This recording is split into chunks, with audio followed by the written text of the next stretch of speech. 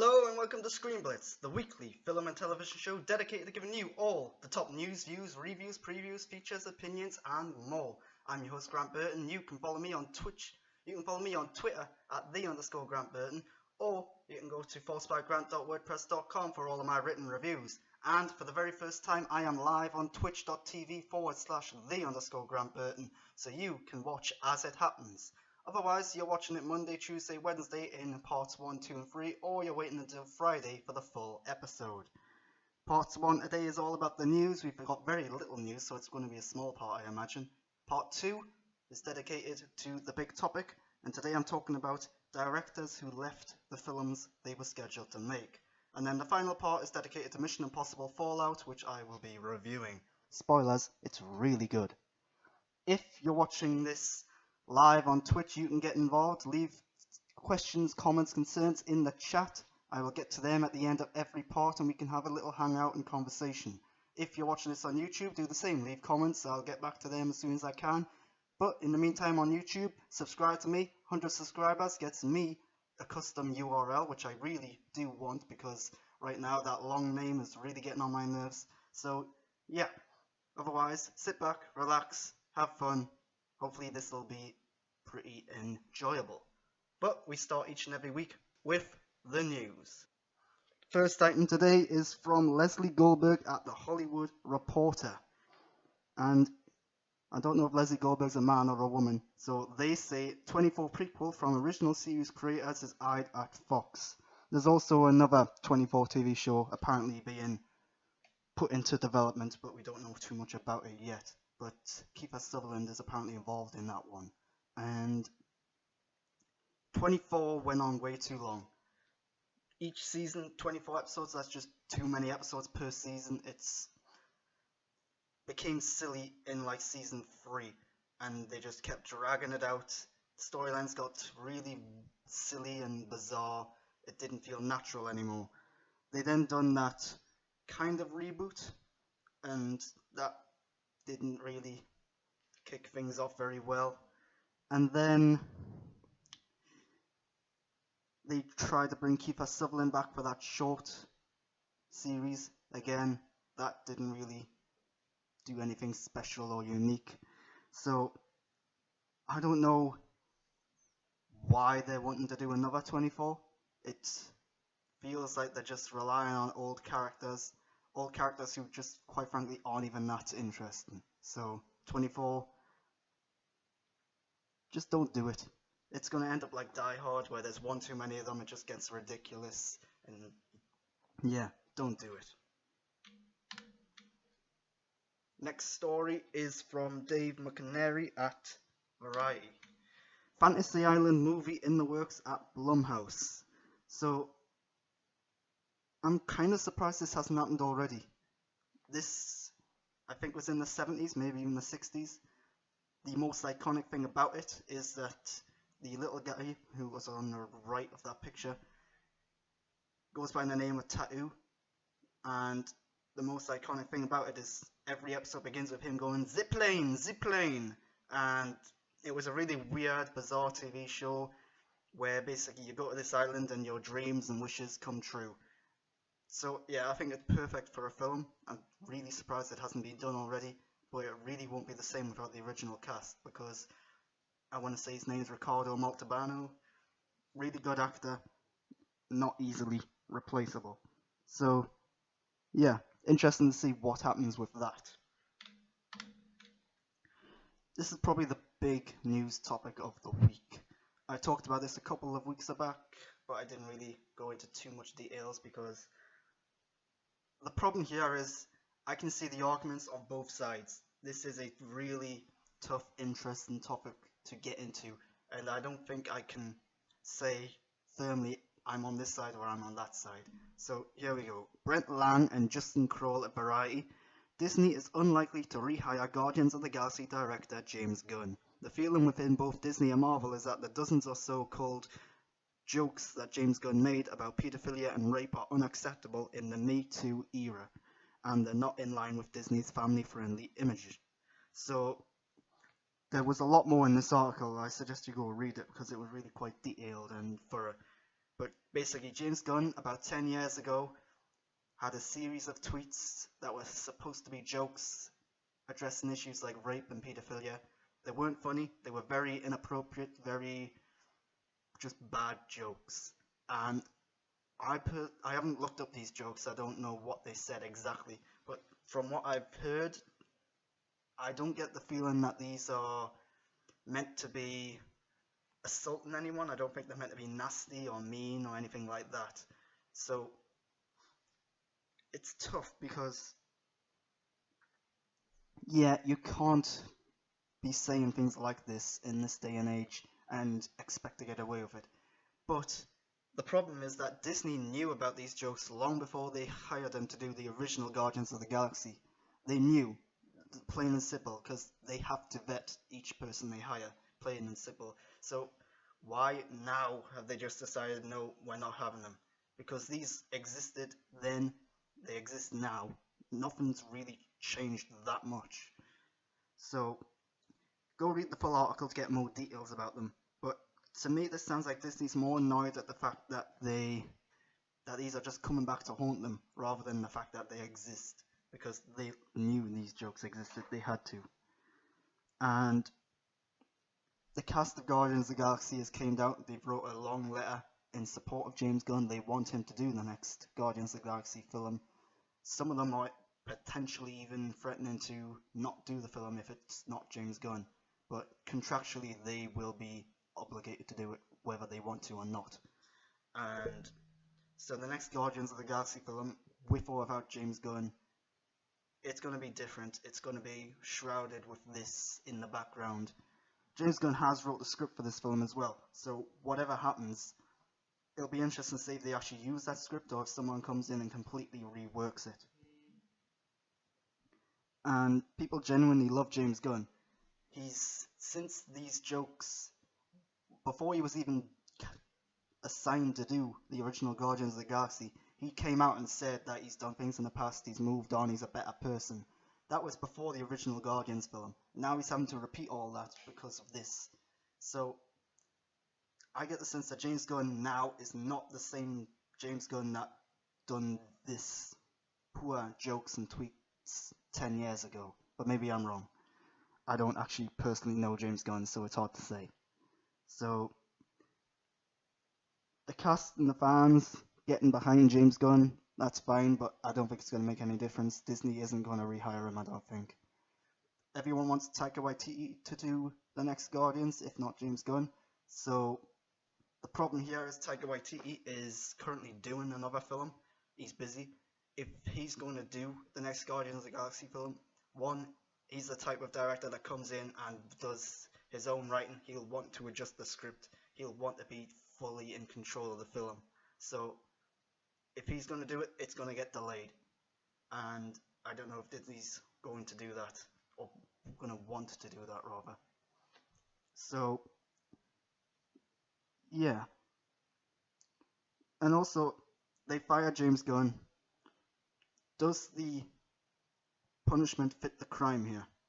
I don't know. It's very debatable. It's very debatable if there even was a crime. Like I said, I don't think he actually meant any harm by these jokes or these tweets. But I haven't actually read them, so I don't entirely know for sure. Moving on to this week's trailers. Ozark Season 2.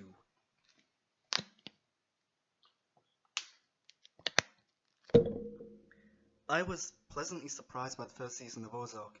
Yeah, it's stereotypical and cliche in points, but it got better as it went on, and it's one of my favourite shows from last year. I really liked it in the end, and this season looks like more Ozark. It's dark, gritty, a lot of comparisons to Breaking Bad, but yeah, I'm all for it. The trailer was pretty good. Let's get more Ozark, I say. Next trailer, similar situation, Outlander Season 4, looks like more Outlander, which is great because Outlander is a really good show, an underrated show I would say, and my concern is that in the last season, Season 3, it may have lost a little focus, because I'm not going to get into too much spoilers, but basically time travel is a big element of this show, and I think they meant to have went a little too far with it, because now it's like, what exactly is the goal of this show anymore. Because in the past it was always about Claire trying to get back to the present. That changed, and then it was about trying to change the future. So I don't have a clue what the show is actually about anymore. So that's a problem. But this season 4 trailer, it was very short, it was only about a minute long. It introduced an interesting element, which was there was a skeleton with fill-ins that should not have been there because they are 100 years too early. So that's interesting, sets up what potentially could be happening this season. Final trailer, Venom. I've seen all the Venom trailers so far released, and none of them have won me over. None of them have wowed me and made me want to see this film. And this is no different. This trailer, filled with really bad, cheesy CGI. It just did not work at all for me, the CGI in this trailer. Venom looks weird. He doesn't look real. But then, in the same vein, he's not meant to look real. He's supposed to be like gooey, slimy, alien tissue on top of a human being. So they've kind of got that. But Tom Hardy, I don't know what Tom Hardy's doing here. His voice just sounds really weird to me. And I'm talking about his human voice, not his Venom voice. That sounds weird as well. But his human voice, it sounds like he's trying to put on a weird accent, and it's just not working for me at all. As for the Venom voice, it sounds almost incomprehensible. I could barely understand a word he was saying at times. I had to really turn up the volume. But maybe that was just me. And some of the dialogue as well looked cheesy. The villain looks stereotypical, but it is just a trailer. Maybe there's more to him in the film. It's hard to say. So the big problem here is Venom without Spider-Man. Can you really do it? It's worked in comic books, but at the same time, Venom is very much, his origins are tied into Spider-Man. They can't even have the white spider on his chest because there is no Spider-Man in this universe. So it'll be interesting to see how they tackle that. While watching this film, am I going to be thinking, where's Spider-Man? I don't know. Moving on to the big topic of the week now. So with James Gunn being fired from Guardians of the Galaxy Volume 3, I thought I'd look at some films that have lost directors in the past, whether it be in production or before production. So the whole point of this is to show that maybe James Gunn leaving Guardians of the Galaxy Volume 3 isn't exactly a bad thing. Maybe there is hope. So let's get straight into it. The first film is Ant-Man. Originally, Ant-Man was going to be directed by Edgar Wright. He wrote the script as well. And Edgar Wright, very much an auteur filmmaker. He comes in, he puts his own stamp on things. You can tell it's an Edgar Wright film. And before filming went underway, he departed the project. I can't remember if he was fired or if he left. But basically they said creative differences. That could mean a whole bunch of things, but normally it just means they didn't get on. So Peyton Reed came in, he rewrote the script with Paul Rudd, and they filmed Ant-Man. And ever since then, Ant-Man, in my opinion, is a pretty good film. It's not one of the best MCU films, it's certainly not one of the worst though. But there's been a lot of arguments about whether or not you can see this is an Edgar Wright thing, this is a Peyton Reed thing. The bottom line is, Edgar Wright never actually filmed any of this film. And we don't know how much of his script ended up in the final film either. So this is not an Edgar Wright film. But it worked out well in the end anyway. The next one, Solo: A Star Wars Story. Now this actually was pretty recent. It was Phil Lord and Chris Miller, famous for 21 Jump Street and so on and so forth. Now I want to get this clear, there's a lot of rumours and gossip about this one, but we don't actually know what really went on, and I don't think we're going to find out. Chances are when they lost their job they were forced to sign NDAs, non-disclosure agreements, so they probably can't say anything much about this. But rumours were that they were doing a lot of improvisation, and that was getting on the bad side of writer Lawrence Kasdan, who likes his scripts to be adapted the way that they're written. And Kathleen Kennedy apparently was not getting on with them at all. There was loads of problems with the acting not being up to par, and what was the other thing? Yeah, because of the improvisation, because they were having long running days, the budget for the film was just going up, up and up. and it was getting too expensive to make. So Kathleen Kennedy came down, got rid of them, and then they hired Ron Howard. Ron Howard, a very reliable, very well-liked individual in the industry. He, according to some of the cast, got things right back on track. He just got to work, filmed the remaining scenes. Apparently, he reshot about 70% of the film as well. So in the end, Ron Howard got credited as the director. Lord and Miller still credited as executive producers, though. So in the end, it worked out, I would say. It's a pretty decent science fiction action film.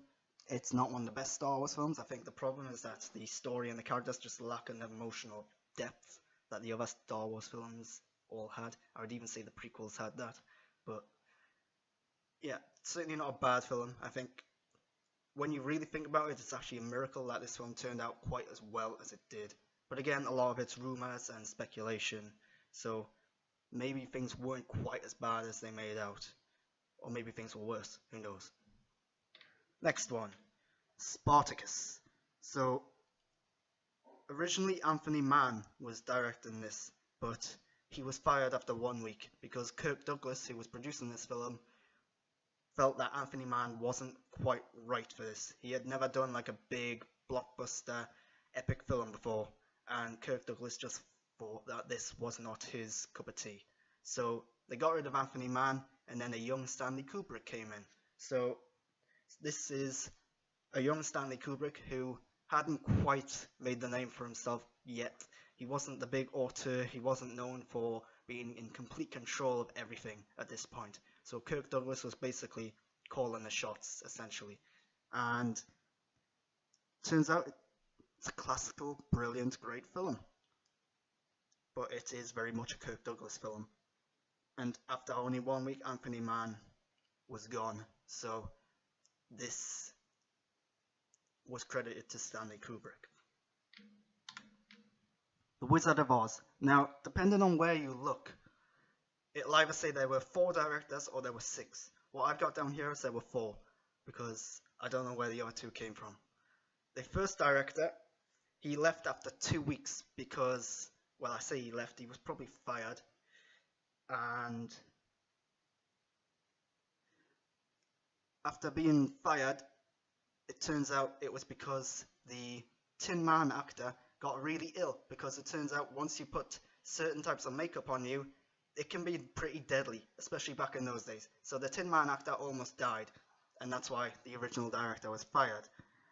George Cukor, I think I'm pronouncing that right, came in and changed a few things. So originally the plan was for Dorothy to be a blonde-headed, full makeup, sexy girl, and you can probably imagine that would be a little inappropriate and a little odd and weird. So they changed that. They gave her the ginger hair.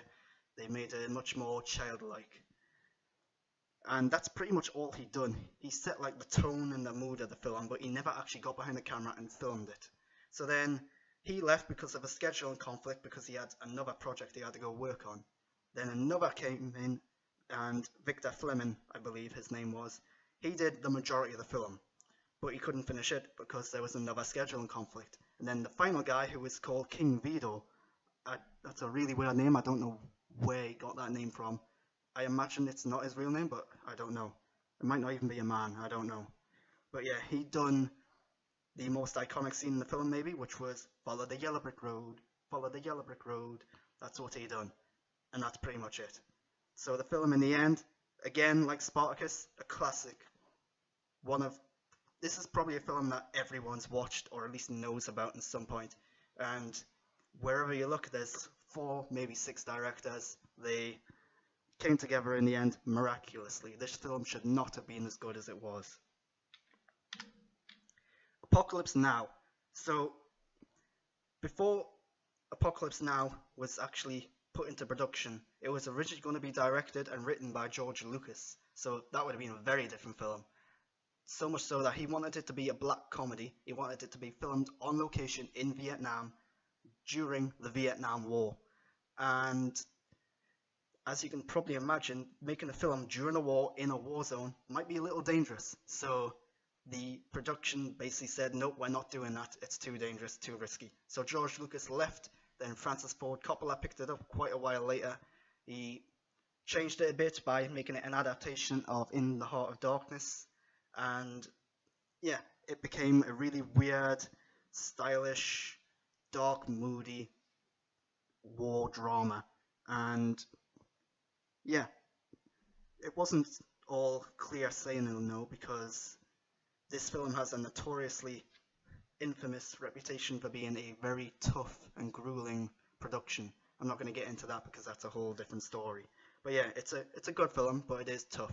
There's an extended version of it as well, which I haven't seen, and I haven't seen that because one, the first film was just too long in the first place. So yeah, the final film that changed directors, Superman 2. This was Richard Donner's film. When they originally got the rights to Superman, they done the first film, Superman the movie, and this film back to back. And they were about 70% way through this film when the producers came in and said, you know what, we want this to be more comedic, we want it to be funny and more light-hearted. But Richard Donner wasn't having any of it. He wanted this to be a serious superhero movie. So they fired him, basically. Despite the fact that he had completed the first film and 70% of this film, they got rid of him. Then they hired Richard Lester to come in and basically film the rest of the film. I don't know how much of the script he tweaked, but it ended up being more light-hearted and more comedic, just as they wanted. But the film still came out pretty well. It got good reviews.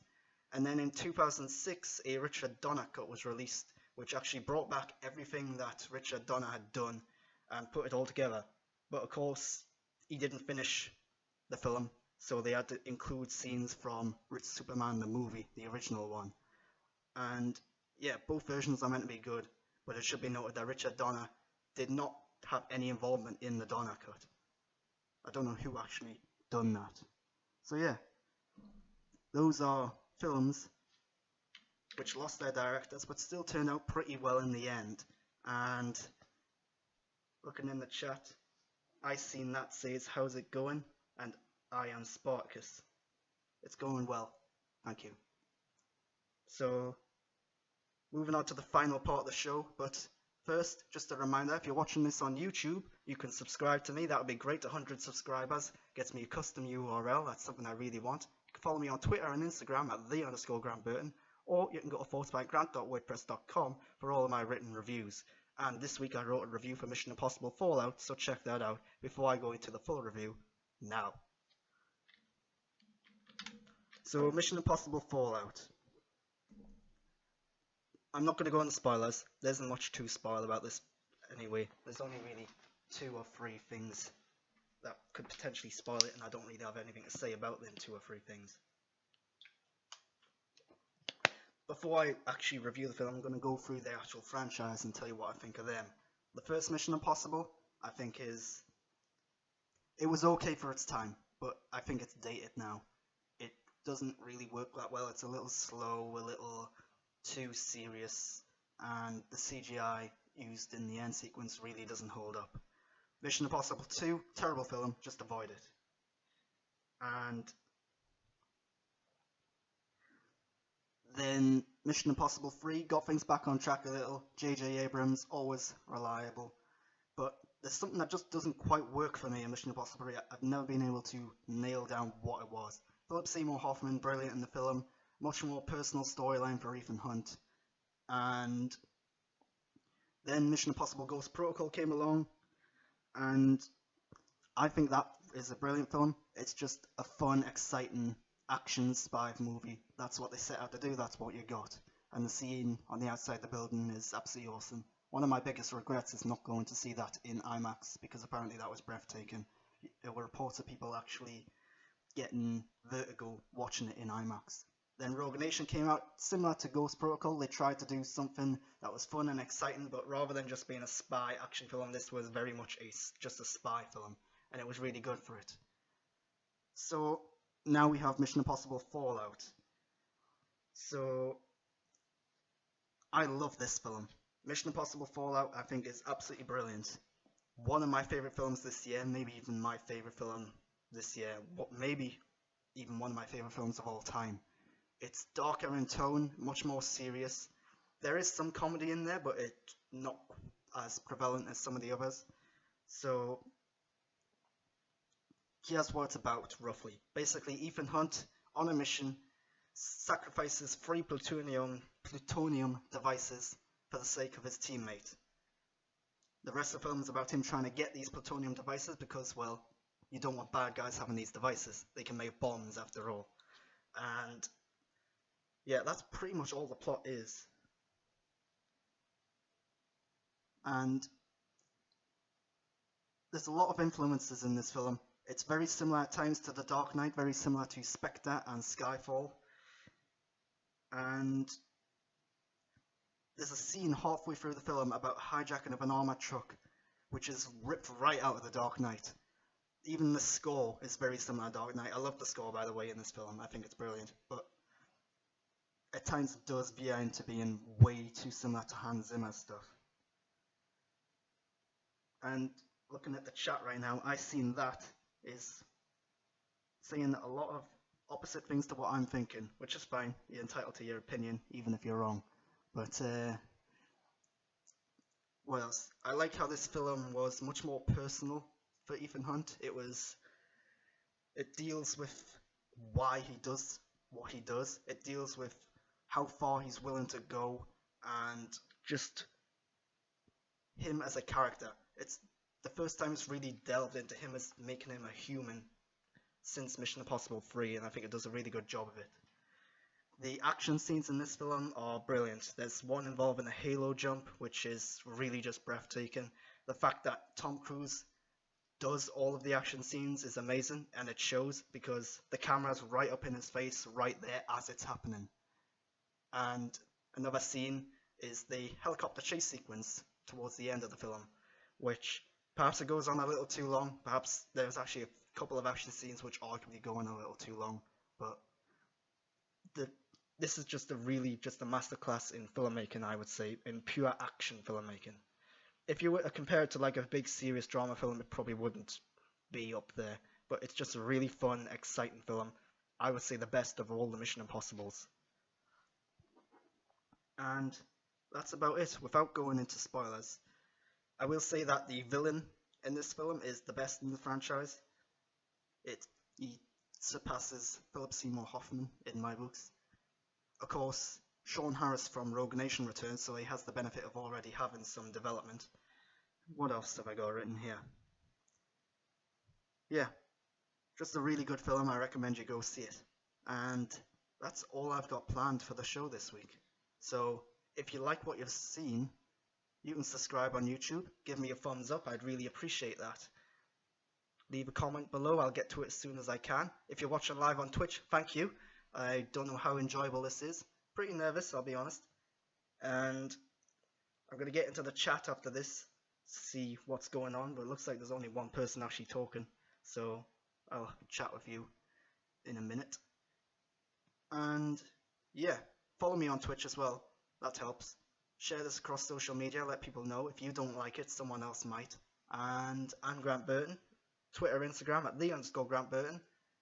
Any support you want to show me would be really appreciated. Until next time though, I'm out.